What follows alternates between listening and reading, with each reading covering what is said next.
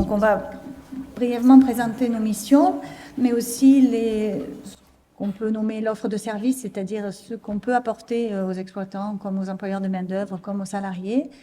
On aura quelques données statistiques, notamment sur les accidents du travail et les maladies professionnelles. Et on voulait faire un petit focus sur le dispositif Fit Attitude et aussi les exosquelettes, puisque c'est un sujet qui est comment dire, en discussion et en tout cas en expérimentation à la Chambre et qui est très d'actualité. Pour ce qui est de nos missions, comme les partenaires du régime agricole, nous sommes là pour accompagner les agriculteurs, les employeurs et les salariés agricoles en les informant sur les risques et les maladies professionnelles qu'ils peuvent rencontrer au cours de leur activité, en les aidant dans le diagnostic par rapport à ces expositions, à ces différents risques, et en réfléchissant avec eux sur les solutions et les pistes de réflexion à mener pour améliorer les conditions de travail. Ça fait partie de toutes les missions qui visent à améliorer la santé et la sécurité, dont la sécurité mentale aussi, et les conditions de travail de l'ensemble des actifs agricoles. Donc, à l'échelle de la santé, on fait un peu le même travail que vous, du coup. On prévient, on informe et on accompagne. Le même travail. Comme ça a été dit par notre président, ce qui est important pour nous, c'est la proximité avec les professionnels agricoles.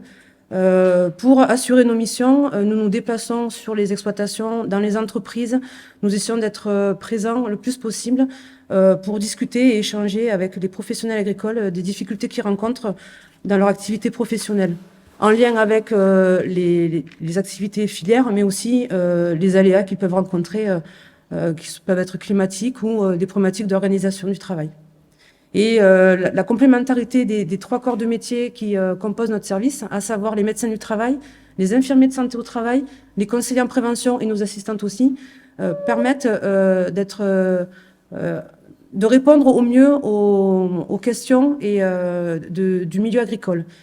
Et il faut noter que nous sommes répartis sur l'ensemble des 3 départements. Donc toutes ces missions sont mises en place de manière égale sur l'ensemble des départements Ardèche, Drôme-Loire.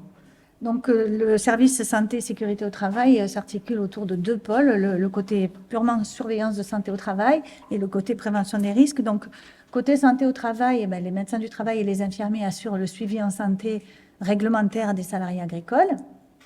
Donc, par exemple, les salariés de la Chambre ou vos éventuels salariés, si vous en avez.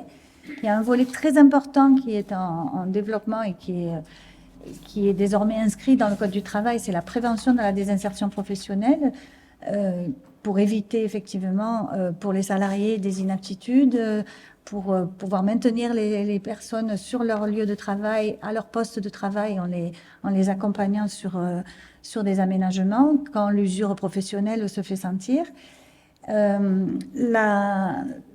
Dans le cadre de cette mission de prévention de la désinsertion professionnelle, il y a un outil qui est en développement et qui est désormais fonctionnel, qui s'appelle la cellule pluridisciplinaire de maintien en emploi, qui regroupe l'ensemble des services du guichet unique utiles pour ce sujet, à savoir la santé, sécurité au travail, l'action sociale et le contrôle médical, et auquel se joint parfois Cap Emploi qui nous accompagne et nous aide à maintenir les personnes sur leur poste de travail. Un autre volet de notre action en santé, c'est l'accompagnement des employeurs, déjà à remplir leurs obligations réglementaires, mais aussi à aménager les postes, à gérer les situations de difficulté de leurs salariés. Et on peut être amené à les mettre en relation avec le service prévention des risques pour les accompagner dans leur amélioration des conditions de travail. Parce que, comme l'a rappelé M. Mourier, effectivement, le premier outil de travail d'une exploitation, c'est la santé de son exploitant. Et pour les salariés, de la santé des salariés, on a beau avoir tous les outils nécessaires, si on n'a pas une bonne santé, on ne peut pas réaliser son travail.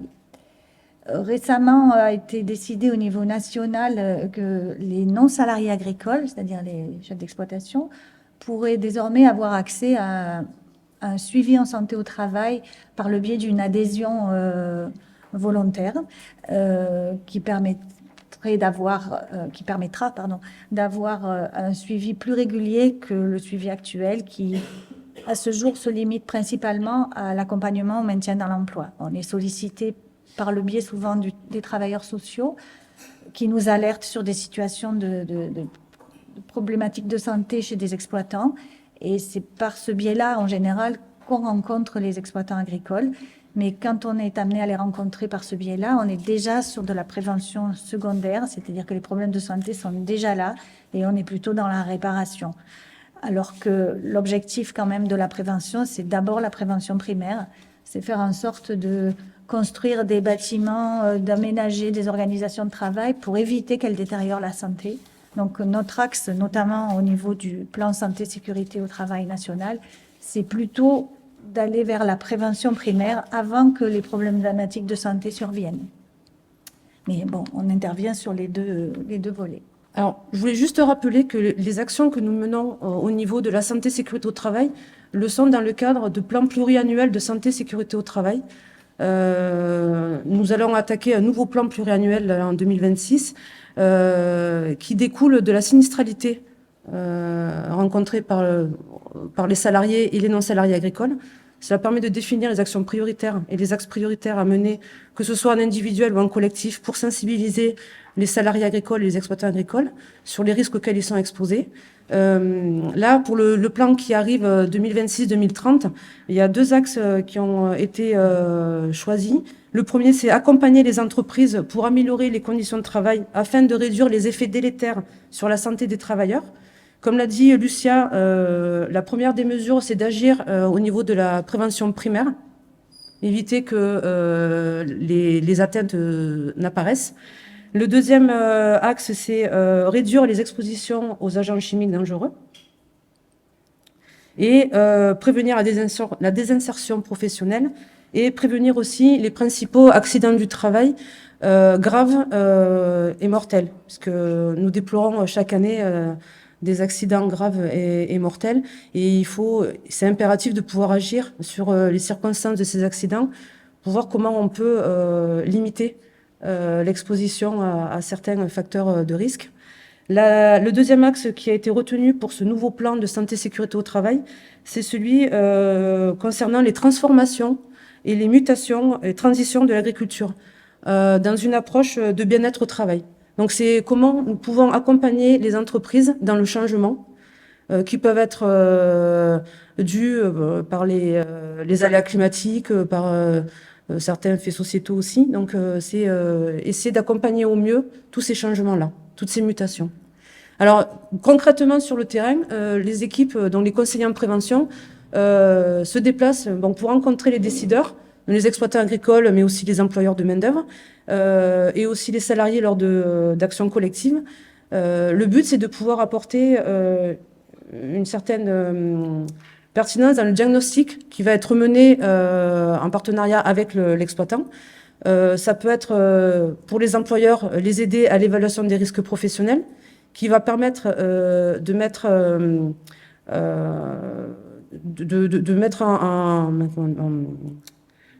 en évidence les risques prioritaires sur l'exploitation. Merci Lucia.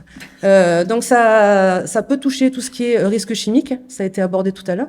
Donc comment s'organiser pour être moins exposé aux risques chimiques, quelles sont les mesures collectives à mettre en œuvre en priorité pour protéger un maximum de personnes, et après, s'il y a encore un risque, comment agir sur l'individu à l'aide d'équipements de protection individuelle.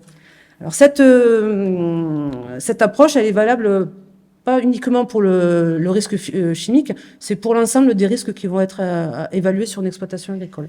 Et juste une petite aparté, enfin pas vraiment une aparté, mais une remarque, c'est que l'expertise des conseillers en prévention sur le monde agricole permet aux exploitants ou aux employeurs de main-d'œuvre d'avoir un diagnostic qui se détache des discours publicitaires de fabricants, par exemple, qui peuvent proposer des solutions toutes faites et qui paraissent miraculeuses. Or, lorsque le conseiller en prévention se rend sur une exploitation, il ne va pas simplement donner des informations sur le sujet pour lequel il est sollicité, mais aura une vision globale de l'ensemble des risques sur l'exploitation et pourra mettre en évidence des risques qu'il faut traiter en priorité parce qu'ils sont susceptibles d'occasionner des accidents graves, avant d'investir, par exemple, sur des solutions qui peuvent paraître effectivement sur les dépliants publicitaires ou par les revendeurs, en tout cas des solutions miracles et qui vont tout régler et qui souvent ne sont pas forcément totalement adaptées à l'exploitation que l'on visite. Et pour continuer par rapport aux actions sur le terrain, nous intervenons aussi auprès des jeunes en formation dans les établissements scolaires agricoles pour sensibiliser le plus tôt possible les futurs professionnels de l'agriculture sur les risques auxquels ils peuvent être exposés et sur aussi les difficultés qu'ils pourraient rencontrer en étant décideurs et en faisant aussi en employant de la main-d'œuvre. Donc, maître d'apprentissage aussi. Donc, c'est vraiment des actions aussi bien individuelles que collectives. Nous accompagnons effectivement les exploitants agricoles dans leurs projets. J'étais récemment sur une exploitation pour accompagner un éleveur qui voulait améliorer ses conditions de travail dans son bâtiment d'élevage.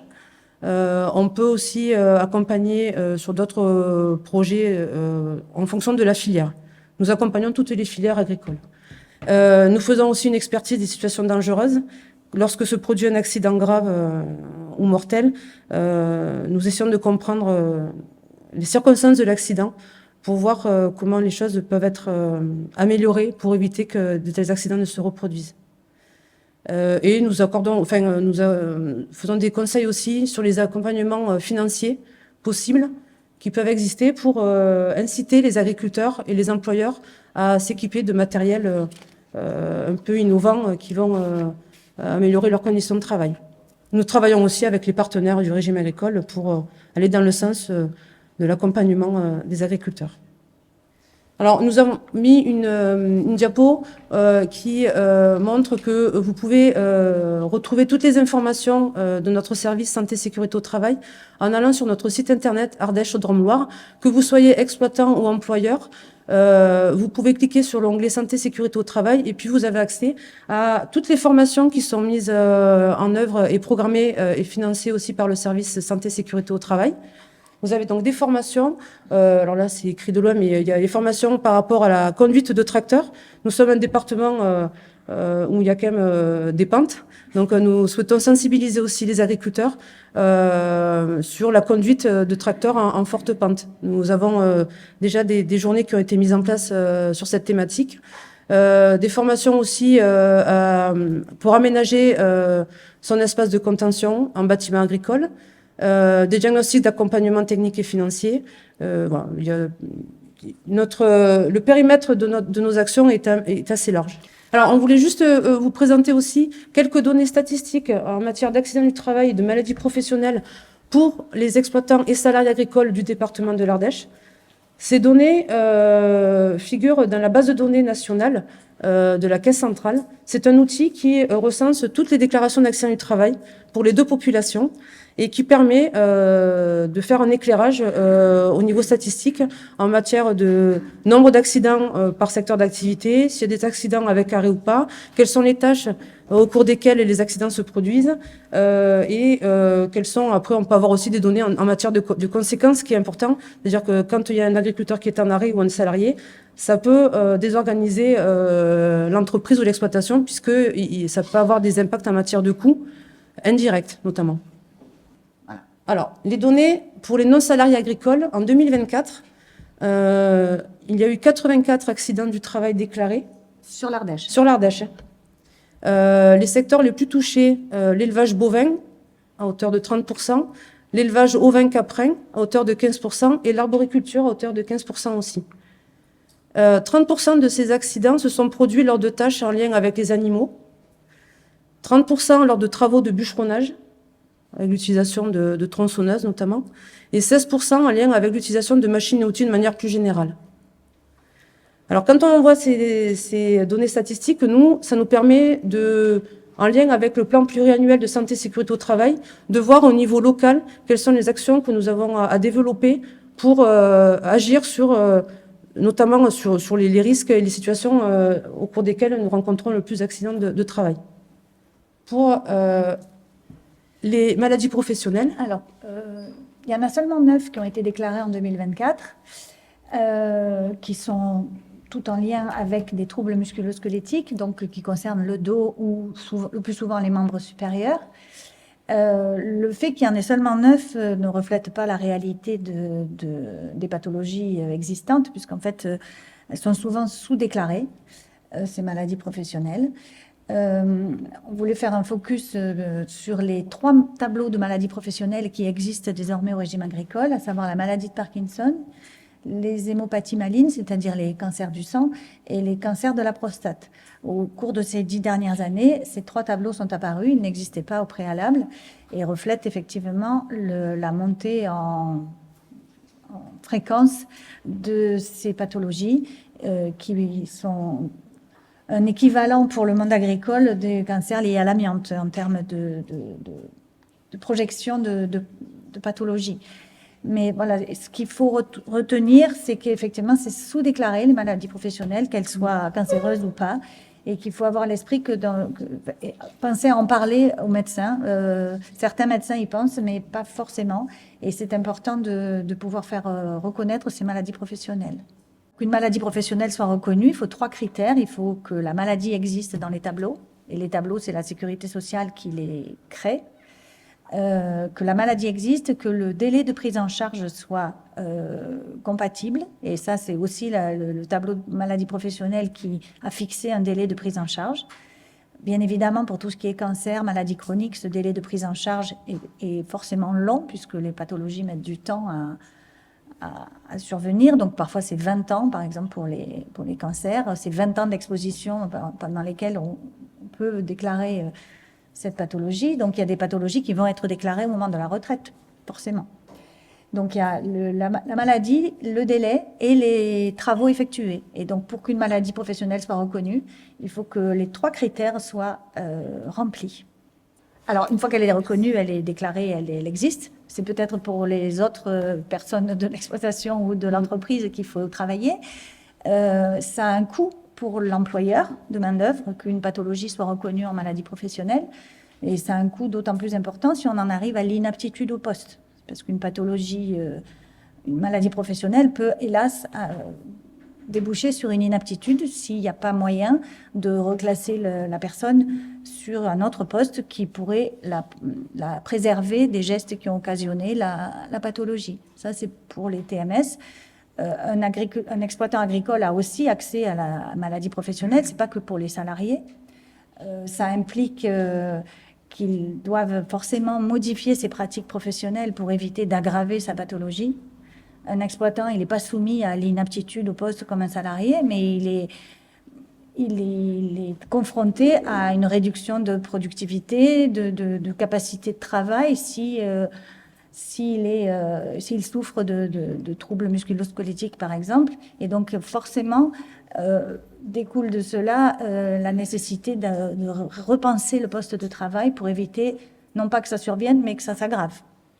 Donc, et en termes assurantiels, le fait d'être reconnu en maladie professionnelle a aussi des avantages financiers, entre guillemets, sur la prise en charge des soins.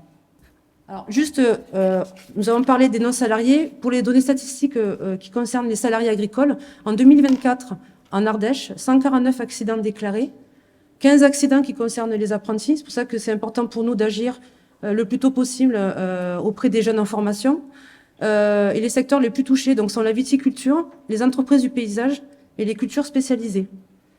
Les circonstances au cours desquelles se sont produits les accidents, c'est lors de l'utilisation de machines et outils, manutention et port de charge. Là, on revient sur la problématique de troubles musculo-squelettiques et l'entretien des végétaux et déplacements à pied. Concernant les 8 maladies professionnelles qui ont été déclarées, c'est essentiellement en lien avec les troubles musculo-squelettiques. Donc, ce que disait Lucia, les affections périarticulaires des membres supérieurs. Le coup de poignet. C'est sur ça qu'il faut vraiment agir lorsque nous rencontrons les professionnels agricoles. Alors, on a voulu juste faire un petit focus sur ce réseau Fitattitude, simplement pour vous informer qu'il existe un numéro dédié à la déclaration des accidents aigus avec les produits chimiques. Accident aigu, c'est on utilise un produit, on a des symptômes dans la suite de cette utilisation. Et le principe de ce réseau, c'est d'analyser les symptômes survenus avec les produits. Ces situations sont expertisées par des toxicologues qui ensuite peuvent être amenés à préconiser des changements de produits, mais aussi à faire évoluer les emballages, par exemple, les façons d'épandre. Et ça a permis que des produits, par exemple, soient interdits ou soient conditionnés différemment, ou que les formulations des produits évoluent du fait de la gravité des accidents. Le dernier point qui me paraissait important d'aborder concerne les exosquelettes. Notre service est souvent sollicité par des exploitants et des salariés lors de leur questionnement sur l'amélioration des conditions de travail et l'aménagement de leur poste de travail sur cet équipement de travail, exosquelette. Alors, ce qui est important, nous, au niveau de notre conseil, c'est d'accompagner l'exploitant, l'employeur ou le salarié à s'interroger sur son travail. C'est-à-dire à bien déterminer les tâches qu'il va réaliser et pour lesquelles il pense avoir besoin de ce type d'équipement. Parce qu'il existe beaucoup de modèles d'exosquelettes, passifs ou actifs, et il faut s'interroger sur effectivement, concrètement, qu'est-ce que je vais faire comme tâche est-ce que j'ai déjà mis aussi des mesures en place avant d'arriver à l'exosquelette pour améliorer mes conditions de travail sur cette tâche-là. C'est-à-dire en termes d'organisation du travail, en termes de mesures sur la durée de la tâche, alternance des tâches, quand c'est possible. Mais il faut vraiment se poser toutes ces questions qui permettront après de faire un zoom sur quel type d'équipement je pourrais avoir besoin. Ce qui est important aussi, c'est de s'interroger sur ma santé. Bon, j'ai questionné mon poste de travail.